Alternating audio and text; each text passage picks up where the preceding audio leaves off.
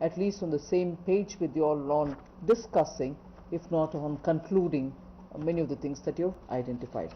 So what I would do at this time, it's 1 o'clock, I'll take only a 5 minute to quickly run through those items where many of you all have equally expressed your concern.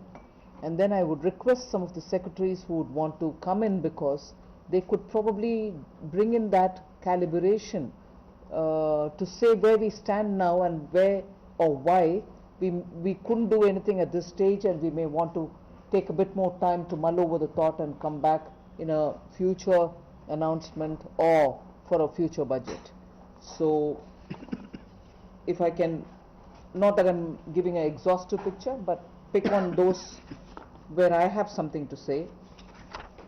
On the rate and INVITs, where many of you all have had your concern, before the budget and after the budget presented in the Parliament, we've had quite a few discussions. I'm sure when the Revenue Secretary would like to speak, he would be able to say where we stand on it, but not to say that the end of the story. The discussions have led us to a certain level, he'll explain that, and of course the doors are still kept open, because we need to know how we can go further without hurting any interests. It was a good thought to say, look, can there be, both as a part of the charter and also in general, guiding principles, so that you know eventually this country is not going to make laws which are beyond or hurting off the principle itself. So it gives you a broad kind of a landscape within which we'll sort of move around and not go fluctuating too far away, that it defeats the purpose of a good taxation principle. And whether it is to be incorporated in the charter itself of the taxpayers' rights, or is it going to be mentioned for each time there is a statute which is getting amended. Very good thought. I'm sure we'll go back and work some more on it and do something further. Regulations for obtaining PAN card. Ma'am, you did mention, even for a simple thing like that, there seem to be a lot of problem, and I'll have to go back. In fact, I straight away tell the CEA, probably get in touch with the lady there, Surbi, and get a picture, do some research on it, and come back and tell me why should it be so, when we are probably moving a bit further up the ladder, thinking that the ground has been cleared, made simpler for people to obtain PAN card where it is necessary. And if it is still a concern, whether it's for an Indian resident or a foreign resident, you should look at it, because from what you said, ma'am, what I understood was, because the law has been framed so much for giving a PAN for a resident Indian, is that creating a trouble? It could be as simple as that. I don't know, but maybe both of you all could talk to each other, and it will be very helpful.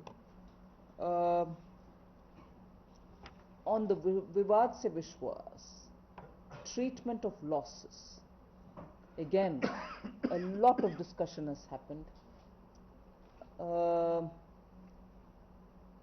I don't think the details of this scheme is yet out. The cabinet has given its approval, the Rashtrapati has given its approval, his approval for the amendment which has come after the bill has been laid. So in a day or two, we should be coming with a clear non-paper, because the Parliament has yet got to pass it. So I wouldn't say a notification, at least a non-paper, so that everyone gets a clear picture of everything that is going to be part of the notification once the Parliament passes it. At this stage, the non-paper is being called so for this purpose, and the non-paper also would say subject to the approval of the Parliament.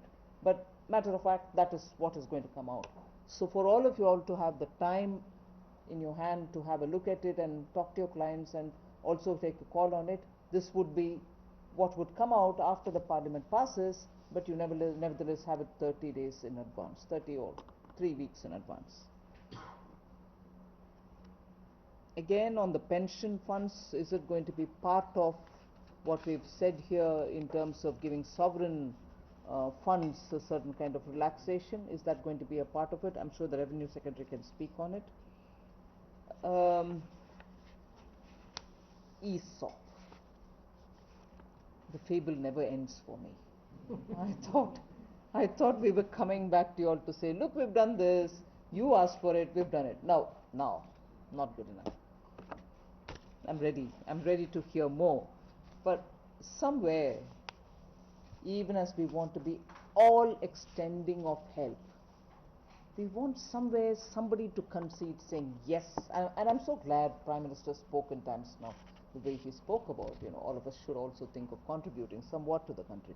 Yes, I agree, day one when you get the ESOP, you don't want to pay for it. Yes, I also agree when he leaves, it's a perquisite and therefore should he be paying on it. Please define yourselves on ESOP and tell me what is it. Is it a perk? Is it a salary? Is it to be taxed on day one? Is it to be taxed never? Let me know. My feeling is I've heard and heard and heard, and I thought, well, what was being asked is being given. No, it's now a perk. I don't want to tax perks, all right. But then please, make up your mind. Tell me for once. I want to deal with it with a positive, open mind. You're sitting right before me. I've also had somebody who's not here, who probably I'll meet when I'm in Bangalore next day after tomorrow with the same team. All of you all know who I'm talking about, Mohandas Pai. Between the two of you all, give me a formulation which is going to be acceptable to you. Then I'll take the blame for saying no, it's not acceptable to me, if at all. All right? Please. Because I've had ESOPs literally not putting me to sleep when I read the fable, but when I see ESOP, it's making me sit up. So, no, I'm not suggesting that at all. Please get that thought out of your head. No one is suggesting that you're all trying to avoid or evade.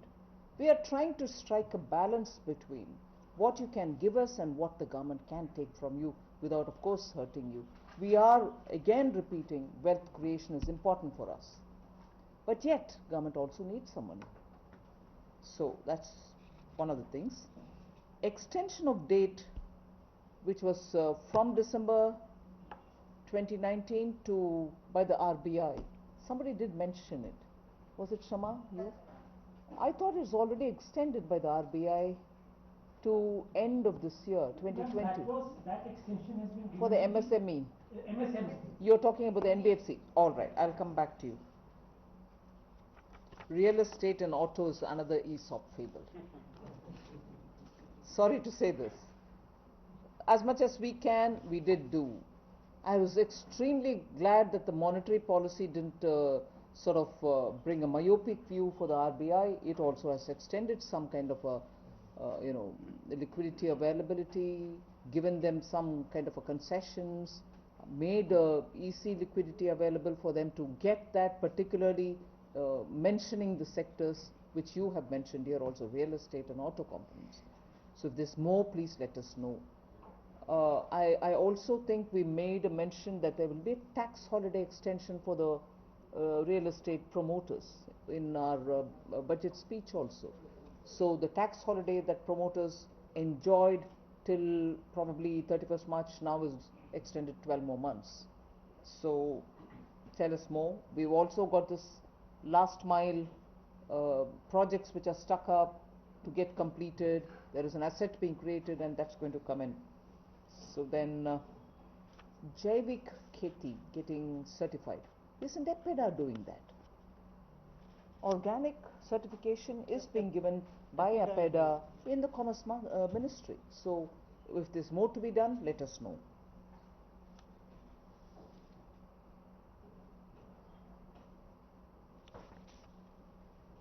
There was an interesting suggestion by Indranil Sengupta. I'm going to be at the RBI to obtain that list from the banks. Come on, tell me, what have you lent at what rate? That was a fantastic suggestion. I'll take it up. Risk aversion, yes, we need more ideas on what you want us to do with the banks, saying get out of it. I'm not making them do what they had done earlier, which they were not meant to do, going away, going astray from their core business and doing long-term funding. No, on the long-term funding, there are two propositions which are mentioned in the budget. We'll go ahead with that, but we also need to talk to the banks to get into core lending, core business lending, which they used to do earlier. FRDI, lots of discussions have happened. I'm sure the ministry can expand on that.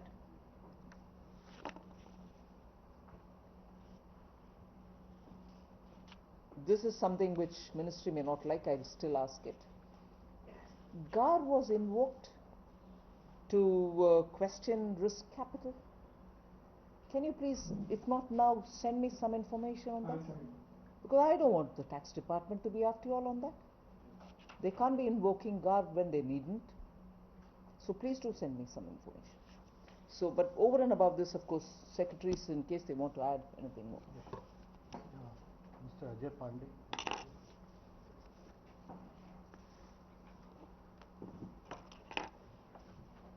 That some of the points and the suggestions that have been made here, as Madam Finance Minister has said, that in many of those items were discussed prior to the budget, and after that also some discussions have taken place.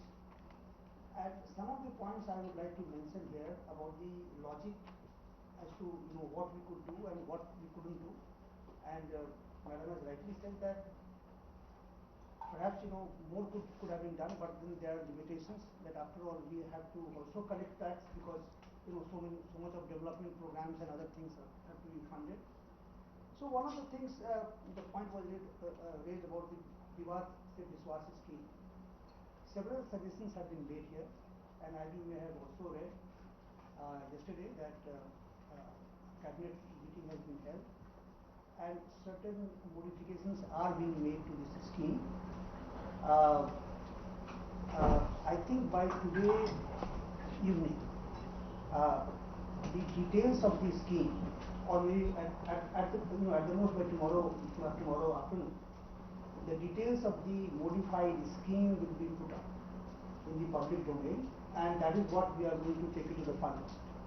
At this stage, it will not be possible for us to give the details of the scheme because it will also involve parliamentary privileges. But I must say that many of those concerns which have been raised here, most of them could be addressed in that modified scheme. So that is one. For example, losses cases, the arbitration cases, DRP cases, many of those cases will get covered. Also about the time extension, that the orders have been passed, you mentioned about that, and then the appeal period is yet to be over. So many of those cases will be addressed. Now about the one comment was made about the writs and limits. We had a lot of discussion on that. If you see the background of this, writs and limits, that time we were operating a tax regime where 30% tax plus the surcharge and other things 35%. And then DDT used to be there, which used to be 20.5. So 35% plus 20.5. So effectively the tax rate was coming more than 50% if you combine the two. The concerns were raised that a lot of foreign investors are coming, and therefore in this RIT mechanism they were being subjected to more than 50% of tax. So now the two things have been done. In the month of September, our corporate tax was reduced. Now from 35%, it is now effectively 25%. So that is there. The DDT has been removed. Now we are switched to the classical model. And the classical model is that whoever is the investor, the dividend will have to get taxed at that level. Now in case of a foreign investors, because it is going to be taxed ultimately after paying the corporate tax of 25%, and whichever gets passed through the RIT mechanism to the individual investors. If it is a foreign investor, it will get taxed only at the treaty rate. If the treaty rate is 5% for the dividend, 5% will be taxed, withholding rate, and then thereafter in their home country they will get the credit. So therefore entire issue of double taxation and then the excessive taxation has been addressed. I would still, Mr. Memani, and I think few suggestions were made that you have, so please tell us that, in what other countries, how they are taxed. There is, you can give us a one-page note giving a comparative figure that at what rate, they are being taxed, and then, at what level they are being taxed. That would be very helpful to us. So that is one part. Then, Mr. Kumra, you mentioned about this long-term capital gain. See, the long-term capital gain was introduced in 2018, and after a lot of discussion. There, and it is just about 1 year, one full financial year we had. Now, one, of course, is the, many of the suggestions have been made here that there should be a stability in government policy. That, you introduce something and then, you suddenly change it. Now, here is the case where, one policy was introduced in January 2018, that is not a lot of time ago. And then, 1.5 years, the suggestions are made. Of course, the suggestions could be valid. But you also mentioned that China, there is no long-term capital gain. So I would request you a note on this, because as per our information, China does have a capital gain of 20%. 20%. So please, correct us and please give us a note. You also mentioned that in US for some time there was no capital gain, but at least for the last 25 years. Maybe 1930 or 35 or 40, right? But then at least last 50 years, at least I am not aware that the US any time did away with long-term capital. Then about the ESOP, in fact, Madam Finance Minister has already mentioned this ESOP. This instrument was invented in 1956 by one person in US called Louis Caslow, 1956. And when we received a lot of suggestions about the ESOP, we did study that what is the worldwide system, and particularly in the Silicon Valley. And what we have given is more beneficial than what is being given in Silicon Valley. So if there is any other thing that we need to do, please give us a comparative note so that we can further consider. Because by completely deferring or by exempting without any limit, we are creating a distortion in the system where the people, instead of paying salary, they will only pay through the the ESOP mechanism, and then we will have some other cost. So we need a very, very detailed study as to what should be done. So we studied the Silicon Valley system and then try to give the 5 years deferment. Which country does this? 5-year deferment on the ESOP. I don't think at least I am not aware of the 5 years deferment.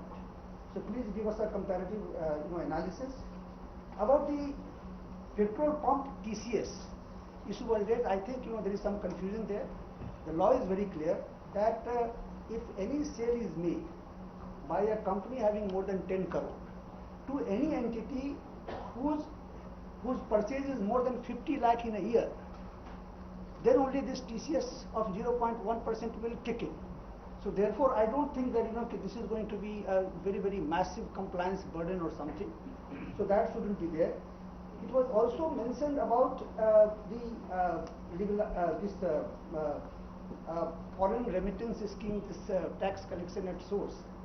Now, what we have seen in the income tax department, when we did our analysis, what we found was that there are a lot of people who are sending huge amount of money but not filing income tax returns. So this particular 5% TCS has been imposed. It is not an additional tax. It is, one can take credit. Either at the time of paying advance tax, or if he is a salaried employee, he can inform his employer saying that, look, this much I have already paid, so much less deduction could be made. Then about this faceless assessment, the suggestion was made that opportunity of hearing has been given. In the faceless assessment scheme itself, now in this budget we have proposed faceless appeal. So in these two things, there is a provision for video conference. So in case supposing, if let us say, if a assessee says that I would like to interact, then the video opportunity of hearing will be provided. One suggestion was made about the GST, saying that there should be only a quarterly return. In fact, from the 1st of April, all companies having turnover less than 5 crore will file only the quarterly return and pay monthly tax. So that takes care almost 92% of the companies. So I think these were some of the points which I wanted to mention. But I would request you to give your suggestions so that we can deliberate more on this. Atnucha, Secretary DA. There has been a suggestion on direct listing of Indian companies on bourses abroad. There's ADR, GDR is already there, and also there is the scheme of direct listing is in fairly advanced stage. So perhaps one should be expecting to hear about this soon. We'll welcome suggestions so that it's made easier, because a lot of companies do want to get listed both in India and abroad at the same time. Therefore, suggestion as to how this could be made more seamless would be welcome. There has been talk about deepening the equity market by lessening certain guidelines, which makes it difficult for small/medium cap companies. If I could get a note on this, that would be immensely helpful. Thereafter, there had been about deepening of bond market. There have been suggestions. So there are in the budget speech itself a lot of issues that have been announcements have been made. Beyond that, if there are any suggestions, details of which would be welcome. Mr. Tuhin Pandey, Secretary Disinvestment, on whose broad shoulders lot rests.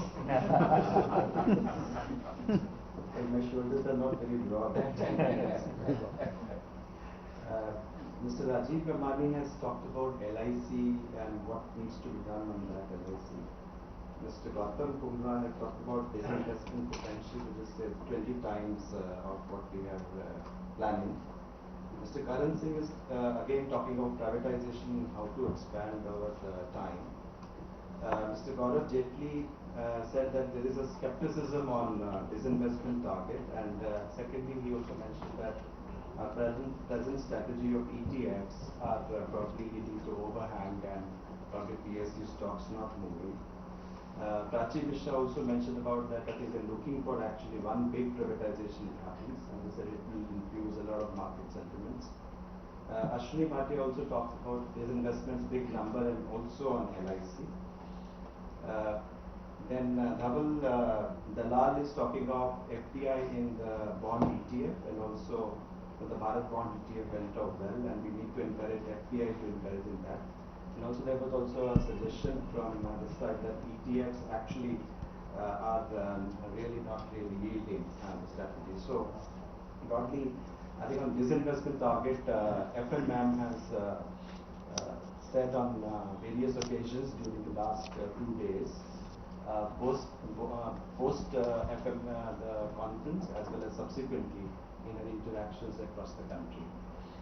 We have actually now made progress on disinvestments, and a very important change in strategy has been moved towards strategic disinvestment pipeline. So it's basically slightly away from minority stake sale to the strategic disinvestment and privatization.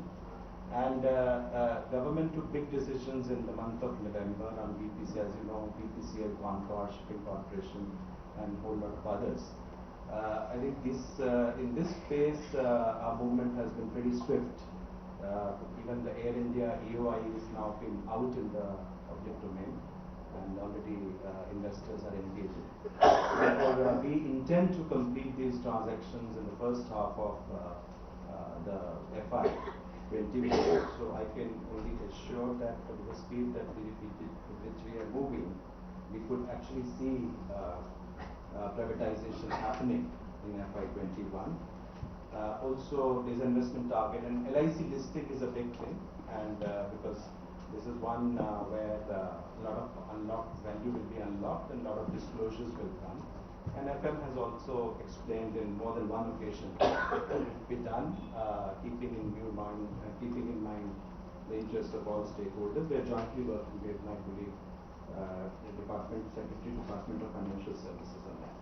In ETFs, I have been on record the last week or 10 days also that we have taken a pause strategy, and we are looking at, so we will be using it less frequently than before, because I think it's as we build up this strategic pipeline, that we are more of our focus.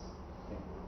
Thank you. We have with us the new Secretary Banking, whose appointment was just announced yesterday, Mr. Debashish.